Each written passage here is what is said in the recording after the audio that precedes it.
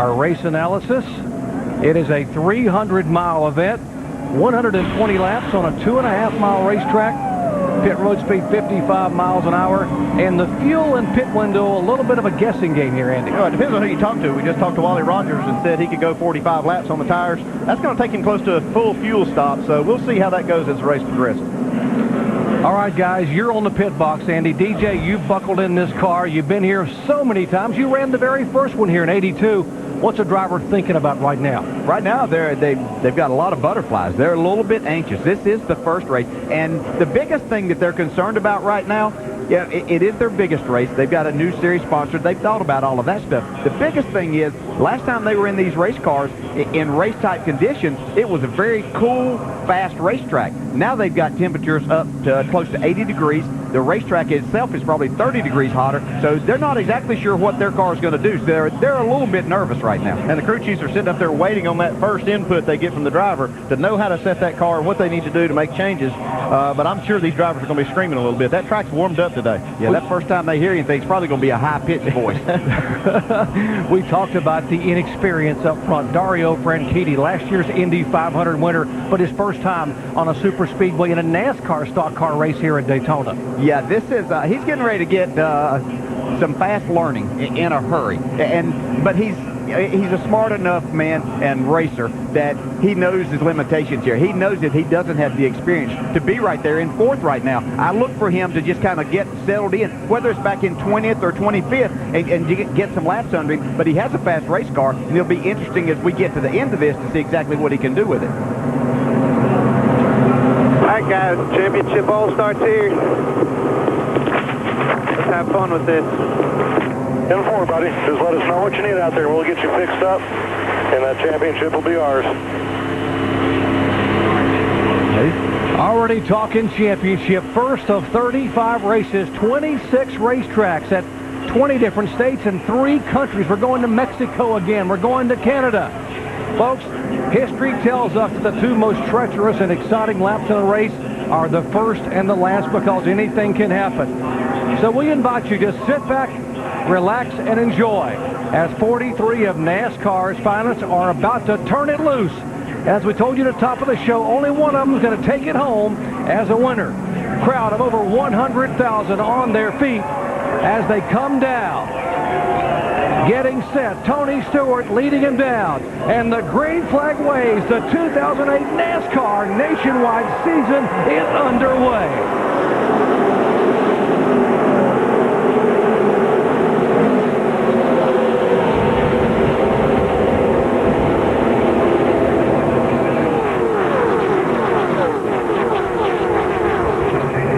Tony Stewart got a big jump there. I think it kind of shows what kind of power is under the hood of those Toyotas. Yeah, but he might have been getting a little further out there than what he wanted to, because these guys with this drafting package that they have on these cars, the aero package, they're going to come back in a hurry and go right by him if he's not careful. And here comes the cavalry on the outside now with Clint Boyer leading. Jason Leffler led the very first 2 laps of this race a year ago in a Toyota.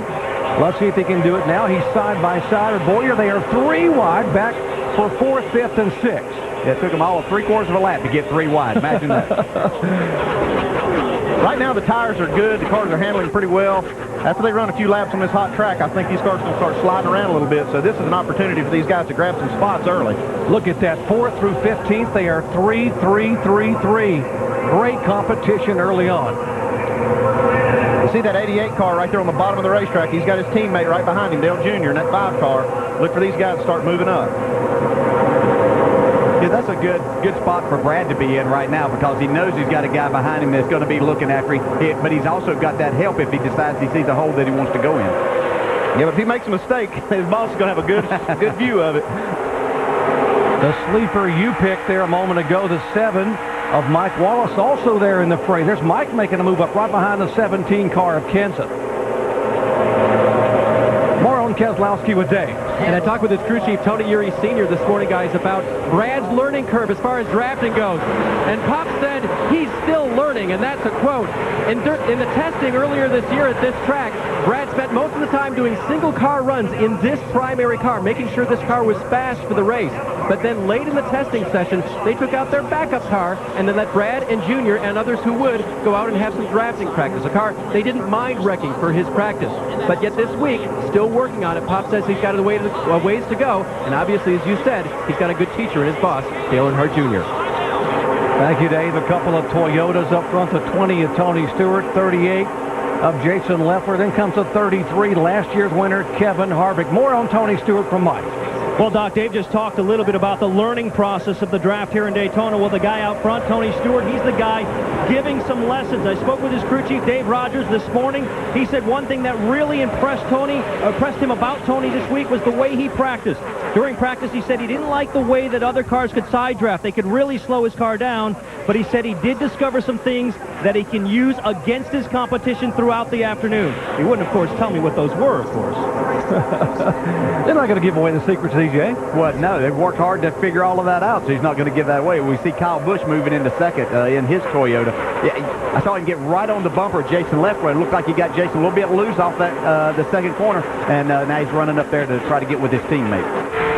Yeah, we saw that 33 car, Kevin Harvick, jump on the outside off turn 2 to try to lead that outside line up through there, but it's not working too good for him.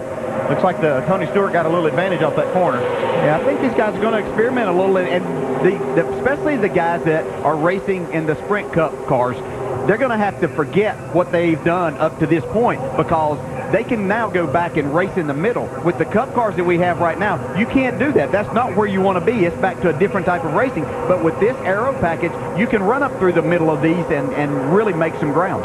For you Steve Grissom fans, the number 90 car is headed to the garage area early as we watch Kevin Harvick on the outside try to make a move. Let's check in his pits with Jamie. Well, Doc, he's certainly on the move. He started nice. He moved his way up. He's getting help right now from his Richard Childress racing teammate and Clint Boyer. They're working together, although they really are competitors right now. As we've talked about, Kevin Harvick in his own car, he has never won driving for his own team. Doc? Thank you, Jamie. You talk about making moves here in the first 6 laps. How about the Rusty Wallace Incorporated cars? David Stremme has gained 26 positions. He's in the 64 car. There's Stremme in the middle of your screen. Right behind him, young Stephen Wallace, learning from the veteran, following his teammate in the 66. It's a good spot for Stephen to be in right here, following David Stremme. You can see they're working up on this 40 car, Dario Franchitti. And here goes Stephen now trying to go by his team. I believe I'd stay behind Stremme if I was him. Yeah, David Stremme is a really good race driver. And I think he's got a lot to prove coming into this. And I think it's a perfect opportunity for him. And Stephen could learn a lot just by following him up through there, being patient. But I think that's what Stephen's doing right now, getting his car where he feels like that he's comfortable with it. But I know Rusty has to be down there smiling right now to see his car moving up. Let's check in with Shannon.